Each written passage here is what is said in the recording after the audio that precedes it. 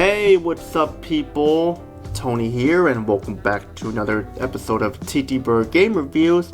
This is episode 120, part 3 of 3, and this is of my Colony Wars series review.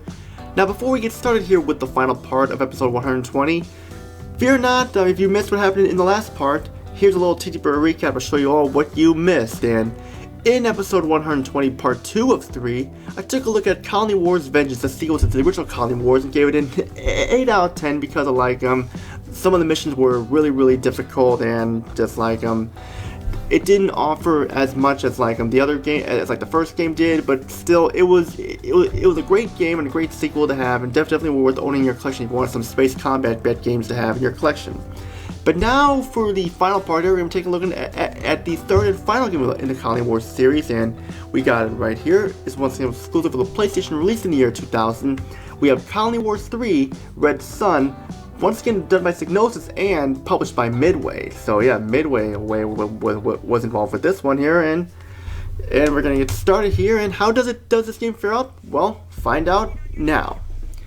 Now for Colony Wars 3, Red Sun, I'm going to say that this is my least favorite game of the series. I'm not saying it's a terrible game or anything, but compared to the first two games, it deproves on a lot of things. It improves on some things, but just compared to the other two games, this is definitely my least favorite game in the series, definitely.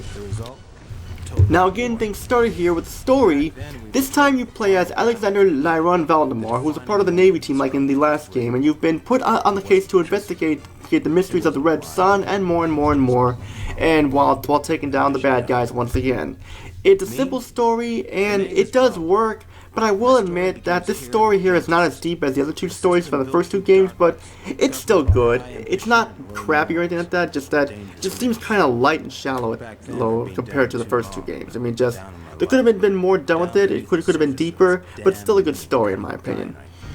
Now for the presentation here, I guess the presentation here, the graphics is the best part of Colony Wars 3 Red Sun. The ship models look great and greatly improved, and the backgrounds look really nice as well. And the cutscene scenes are the best out of all of the games in the series, and it's a nice looking game, but frame rate is still not the greatest. I mean, this frame rate has improved, but it still has its moments where it hitches and snags at times and slows down when the action's getting pretty hot, so just be warned there, the frame rate has not been fixed, but it has improved over the first two games. Now for sound, I gotta say I wasn't really a big fan of the sound in Colony Wars 3 Red Sun. And I know people are probably going to disagree with me and stuff, but Colony Wars 3 Red Sun sound just doesn't really sound the greatest and stuff. I mean, I'll admit the music is good, it still has the feel for the music and stuff, but the voice acting is just not really good. I mean, the voice acting in the first two games was not the greatest, but here the voice acting just isn't. It's probably the worst out of the three. Almost all the actors sound like they're phoning it in and just sound like they'd rather be somewhere else, and they don't really do the best job. I mean, I've heard worse voice acting like in Large Winch Commando SAR and stuff, and Martian Gothic Unification and Danger Girl and stuff, but the voice acting could have been better. And the other sound effects like your weapons firing and stuff like that, and grunts from the enemies screaming and stuff, they do a better job, but not by much. So I wasn't a big fan of the sound, but if people like the sound, hey, I respect your opinion. Now for the gameplay here, it's good and has improvements, but the game seemed felt a little shallow and short to me and stuff. First off, the game feels a little too easy at times and stuff. Like in the first two games, the games were difficult and challenging, but here this game kind of holds your hand a lot and stuff. And a lot of the missions, there's like around 50 missions. That's a lot of missions and stuff, but there are some that are challenging and stuff and can be very difficult and require you to think on your feet. A lot of them feel way too easy and are over very quickly.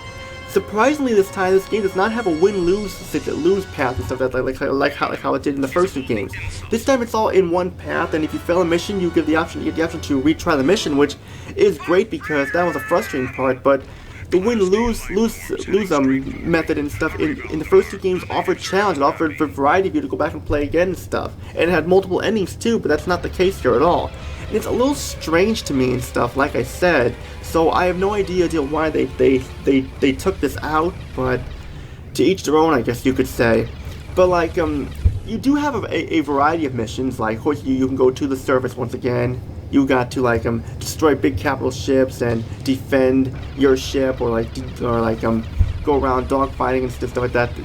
A bunch of enemies, stuff like that, and like trying to sneak past there, stuff like that, to avoid being detected. There's a lot of variety of them, but just like, it just feels way too easy at times and stuff. And after a while, like, when you play more of the game, you'll pretty much see what the game has to offer before beating the game, because a lot of the missions go into a pattern stuff like that, and then you'll see like all the type of missions the game has before beating the game.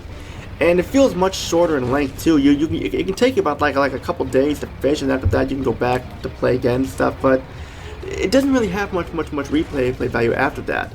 I mean, it does. I mean, I know I'm talking about the bad here, but it does have goods. Definitely, like, if you can buy your own weapons, buy ships and stuff like that and stuff, and it does have a lot here to keep you entertained and stuff for a while. And just, you do feel like you're in control of the battle, but you don't really feel like you're in as much control as you were last time and stuff. Is what it was. And like, I'm not like I said, I'm not going to give the game a very low rating or anything like that. I'm still going to give it a decent rating, but it's not going to be as high as the rating I gave the other games and stuff. The controls do feel very smooth. Like, the controls are very smooth, and I enjoyed the controls and had a problem with them and stuff. So they kept the controls fine there definitely.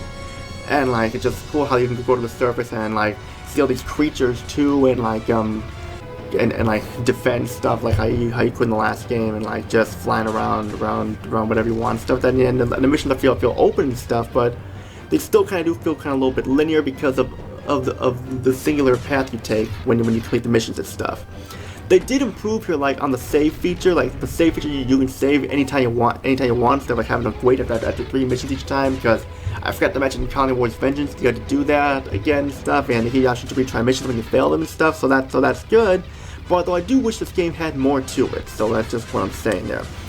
So my final thoughts are like, it's a decent game. Just, I wouldn't really recommend this one as the first one to play in the series. I do definitely recommend Colony Wars and Colony Wars Vengeance over Colony Wars 3 Red Sun. But it's still a lot of fun to have here. It's just, to me, it came off as kind of shallow and dull, a little bit and short and stuff. So my final thoughts are I definitely still recommend this game. Just, this wouldn't be the first choice of Colony Wars games on my list and stuff like that as one of the top ones to play. And like, if you can find it, there's still fun to be had, but just be warned, it's not the best compared to the other two games. Due to the complaints I have, the rating I'll be giving it is probably a 6 out of 10. I mean, I know that seems a little harsh there and stuff, but just that more could have been going through this game. Like, I know it's a fair rating. Some people, I know people will like this game and people will hate it, but me, I was people who did not like it. So that's just me there.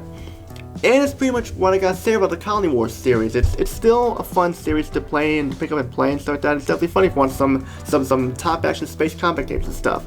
Now, I know there was also a spin-off game called Blast Radius, which I do own, but I'll review that game in the future. I just wanted to focus on the main games of the series and stuff, and that's what I did there. Will Colony Wars ever come back?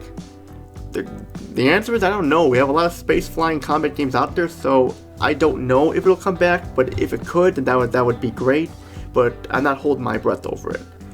And that's pretty much all I gotta say here for this video. I hope you enjoyed. Those of you who are new here and like the video, feel free to subscribe, like the video, comment down below. And don't forget to join my Discord group, TTBurger Gaming Genetic. I was always looking for more people to join. That's pretty much all I gotta say. This is Tony.